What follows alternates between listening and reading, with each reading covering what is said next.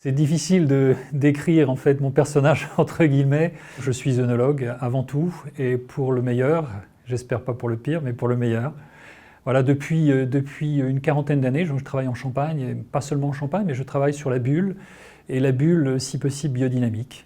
Alors, le Champagne Leclerc Brillant est une société pionnière dans la biodynamie. Moi-même étant très intéressé par la biodynamie depuis une bonne trentaine d'années, donc l'idée pour moi, c'était de considérer que le vin, une fois que toutes ces opérations de prise de mousse, de deuxième fermentation en bouteille étaient terminées, une fois qu'une partie de son vieillissement avait été réalisée dans nos caves ici en Champagne, c'était de donner finalement une orientation très nature à cette cuvée. Et je me suis dit, quel est le meilleur endroit pour vieillir un vin, peut-être pas le vieillir, mais lui donner son supplément d'âme. Quel est le meilleur endroit que le cœur de la nature? Voilà, ce qui a guidé mon choix finalement, ça a été de ne pas considérer que le bâtiment construit par l'homme, les caves construites par l'homme, était le lieu idéal pour la finale de l'élevage. C'était un peu ça l'idée. Donc, en recherchant les lieux idéaux pour réaliser cette finale d'élevage, je me suis rendu compte qu'il n'y avait pas 36 lieux. Il y avait la mer évidemment, il y avait l'océan. Et l'océan d'une puissance énorme, on le trouve en Bretagne, essentiellement en Bretagne. Breton d'origine, j'ai beaucoup navigué sur les côtes du Finistère quand j'étais adolescent, donc je connaissais très très bien ces côtes du Finistère. Il m'est venu à l'idée que l'île d'Ouessant, cette dernière terre avant le continent nord-américain, l'île d'Ouessant baignée par ses courants, vous savez que c'est le lieu de rencontre entre la Manche, la mer de la Manche et l'océan Atlantique, c'est un endroit au monde qui est d'une violence inouïe. Il faut avoir navigué dans ce coin-là, il faut avoir vu ces photos d'une tempête sur Ouessant pour réaliser la puissance de ces éléments. Quand on navigue dans cette région, on observe à la surface de l'eau des vortex, des espèces de tourbillons géants qui sont la conséquence de la rencontre de la Manche et de l'Atlantique. Et le vortex, on l'utilise en biodynamie pour booster les informations d'un milieu. Le vieillissement sous l'eau à cet endroit-là a une particularité, c'est-à-dire que l'immersion à 60 mètres de profondeur, sur un plan œnologique, nous rend à l'abri des variations de température. À 60 mètres de profondeur, nous n'avons plus du tout d'oxygène, et à 60 mètres de profondeur, la pression à l'intérieur de la bouteille et à l'extérieur de la bouteille est la même. 6 bars de pression à une température 12-13 degrés, et 6 bars de pression à l'extérieur du fait de ces 60 mètres d'eau au-dessus de la bouteille. Mais pour moi, le plus important, c'est l'information que prend le vin au contact des éléments. Cette information, elle est d'une puissance énorme, je vous l'ai dit. Elle n'est absolument pas bloquée par le verre. Le verre est complètement transparent au champ d'information.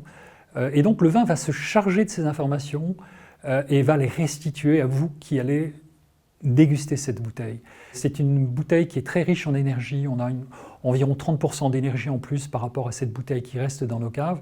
Un autre élément important dans cette expérience Abyss, c'est que au milieu de l'océan, on n'a plus du tout de champs électromagnétiques artificiels. Alors dans une ville, comme Épernay, comme Reims, on a des champs électromagnétiques un petit peu partout. Et donc ça, ce sont des éléments importants qui, dans certains cas, expliquent un vieillissement, non pas accéléré, mais plus rapide du vin, versus cette bouteille qui vieillit au cœur de la nature. On laisse les vins immerger une année. Alors pourquoi une année? Parce qu'une année, c'est la révolution solaire. Au bout d'une année, donc, le Soleil a fait le tour des constellations du zodiaque. La Lune, il nous faut un mois, le Soleil, il nous faut un an. Vous savez qu'il y a 50 millions d'années, 60 millions d'années, 70 millions d'années, ici, nous avions les pieds dans l'eau. La craie de Champagne vient de sédiments marins qui se sont déposés il y a plusieurs dizaines de millions d'années. Donc on a une proximité, la Champagne a une proximité très très forte avec le milieu marin. Donc l'idée, c'était aussi de se dire, la préparation de la cuvée Abyss nécessite le choix de terroir très marqué par la craie. Dans la cuvée Abyss, l'assemblage est en général un tiers de pinot noir, un tiers de chardonnay, un tiers de pinot meunier, et de terroirs qui sont situés sur de la craie. Nous avons très peu de sol, 10-20 cm de sol, et la vigne plonge directement sur de la craie. En général, les vins, avant de partir immerger, passent entre 3 et 4 ans dans nos caves, et ensuite sont dégorgés. Vous savez que la réglementation en Champagne oblige à expédier des bouteilles dégorgées hors de l'appellation Champagne. Donc nous dégorgeons ces bouteilles et elles partent dans les 2 mois, dans les 3 mois qui suivent le dégorgement. Cette immersion d'une année nous conduit à mettre sur sur le marché à la disposition des consommateurs des vins qui ont entre 4 et 5 ans. La différence qu'on peut noter, qu'on peut observer entre les deux faces de cette expérimentation, donc l'immersion et le vieillissement en cave, est surtout liée à l'énergie du vin. En fait, nous, on considère cette cuvée Abyss comme un messager de la nature. Alors la biodynamie en général porte une information qui est très intéressante par rapport au contact avec la nature, mais je crois qu'Abyss possède, peut-être plus que les autres cuvées encore, par ce séjour au cœur de l'océan, possède cette énergie qui est difficile à exprimer, qui est difficile à décrire, mais qu'on ressent profondément quand on déguste cette cuvée. Personne n'a jamais immergé de bouteille à 60 mètres. Donc ce qu'on découvre, on est les premiers à les découvrir et on se rend compte qu'on travaille comme ça, mais est-ce qu'on est dans la bonne direction, quoi? Même si on fait ça depuis des siècles et des siècles, quoi. Donc c'est aussi quelque part une interrogation et c'est aussi sur nos pratiques. Et on a d'autres projets comme celui-là qui vont arriver là, dans les 2 ou 3 prochaines années. Un autre intérêt de l'expérience Abyss, c'est probablement aussi de découvrir un certain nombre de phénomènes que nous n'avions pas identifiés.